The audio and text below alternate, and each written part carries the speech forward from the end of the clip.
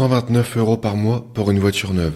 Ça paraît presque raisonnable. Le problème, c'est que cette pub ne vous dit pas combien vous allez réellement payer sur 4 ans. Et surtout, qu'est-ce que vous posséderez à la fin. Alors aujourd'hui, on va faire ce calcul ensemble. Est-ce que le leasing est une bonne affaire ou une arnaque bien maquillée? Première partie, c'est quoi exactement le leasing? Il existe deux grandes formes de leasing en France. Premièrement, l'ALOA, location avec option d'achat. Ici, vous louez le véhicule et à la fin du contrat, vous pouvez décider de l'acheter pour un montant fixé à l'avance, ce qu'on appelle la valeur résiduelle. Deuxième option possible, la LLD, location longue durée. Ici, pas d'option d'achat, vous louez, vous rendez, point. Plus simple, mais vous ne possédez jamais le véhicule. Dans les deux cas, le principe est identique. Vous ne devenez pas propriétaire pendant la durée du contrat, la voiture appartient à la banque ou à l'organisme de financement. Et c'est là que tout commence à devenir intéressant ou problématique selon votre point de vue. Pour le constructeur et la banque, c'est un jackpot.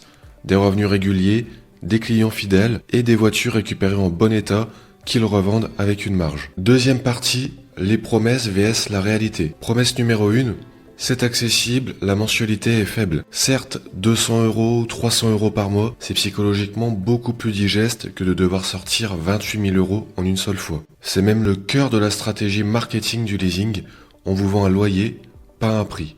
Le problème, c'est que vous payez ce loyer 48 mois sans jamais réduire votre dette. Parce qu'il n'y a pas de dette, vous payez l'usage et non la propriété. Et à la fin, si vous voulez garder la voiture, vous payez encore l'option de rachat. Promesse numéro 2, pas d'apport, accès immédiat. C'est vrai en théorie, mais dans les faits, la quasi-totalité des offres exige de payer un premier loyer majoré, souvent 2 à 4 fois le loyer normal. Promesse numéro 3, une flexibilité totale, changer de voiture facilement. C'est vrai, sauf qu'en contrat de leasing, c'est un engagement ferme. Si vous perdez votre emploi, si vous divorcez, si vous devez déménager à l'étranger, vous devrez quand même payer les mensualités restantes. Sinon, les pénalités de résiliation anticipée peuvent représenter plusieurs milliers d'euros. Et le kilométrage, il est contractuellement limité. Chaque kilomètre en trop est facturé, parfois 10, 15 ou 20 centimes du kilomètre. Ça paraît pas grand chose, mais sur 5000 km de dépassement, ça fait entre 750 et 1000 € de plus. Quatrième promesse, l'entretien est inclus. Parfois oui, parfois non, parfois en option supplémentaire. Et l'assurance, elle est jamais incluse.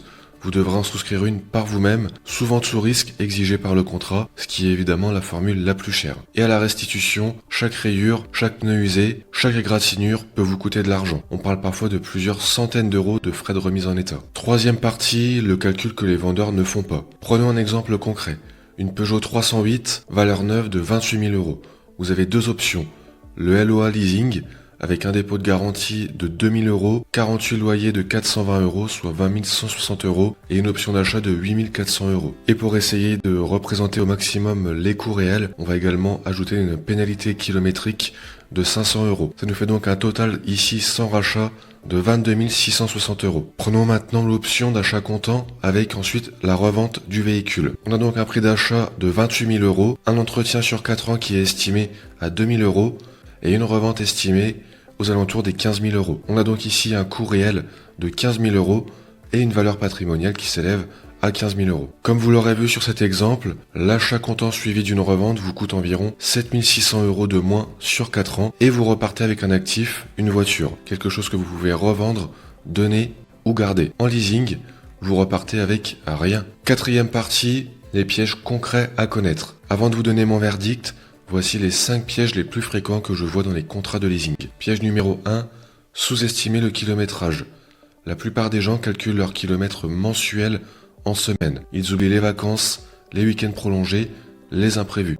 Prenez toujours une marge de 10 à 15% sur votre estimation. Piège numéro 2, les frais de remise en état.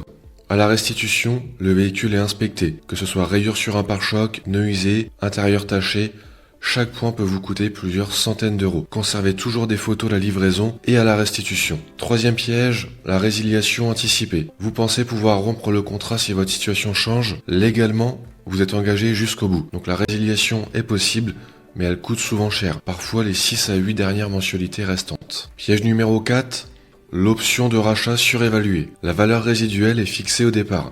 Si à la fin du contrat, la voiture vaut moins sur le marché que ce qu'on vous demande pour la racheter, vous faites alors une mauvaise affaire. Vérifiez les cotes Argus avant de signer. Cinquième piège, l'habitude du neuf devient une dépendance. Le leasing, c'est pratique, tellement pratique que vous ne sortez jamais du système. 3 ans passent, on vous propose ensuite le modèle suivant et vous acceptez. C'est exactement ce que les constructeurs veulent. Un abonnement perpétuel. Chacun de ces pièges peut transformer une offre qui semblait raisonnable en une opération financièrement mauvaise. Enfin, 5e partie, pour qui le leasing est-il vraiment intéressant? Je ne vais pas vous dire que le leasing est systématiquement une arnaque, ce serait faux. La réalité est plus nuancée. Ça va dépendre principalement de votre profil. Si vous êtes un professionnel et que vous pouvez déduire la TVA, le leasing peut devenir compétitif. Autre option, si vous roulez peu, moins de 15 000 km par an, et souhaitez toujours être avec un véhicule sous garantie, ça peut également être une bonne option. Enfin, si votre trésorerie est contrainte et que vous ne pouvez pas mobiliser 20 000 ou 30 000 euros pour faire un achat comptant, ça peut également être intéressant. La règle d'or, avant de signer, calculez le coût total. Vous prenez les mensualités, fois la durée, plus l'apport, plus l'option de rachat. Et vous comparez ce chiffre avec l'achat comptant, plus l'entretien et la revente estimée. Pour conclure, je dirais que le leasing, ça peut être une bonne affaire ou une arnaque, ça dépend de votre profil. C'est avant tout un outil financier parfaitement légal, conçu avant tout dans l'intérêt du constructeur et de la banque. Si vous entrez dedans les yeux ouverts, avec les bons calculs, dans une situation stable, ça peut être convenable. Si vous signez parce que la mensualité semble faible, sans regarder tout le reste, vous allez payer bien plus cher que ce que vous imaginez. Alors avant de signer quoi que ce soit, calculez, comparez, et si vous n'êtes pas sûr, prenez 24 heures. Les bons contrats ne disparaissent pas en une nuit. Enfin, si cette vidéo vous a été utile, laissez un pouce bleu et abonnez-vous si ce n'est pas déjà fait. Et je vous dis à plus pour de nouvelles vidéos.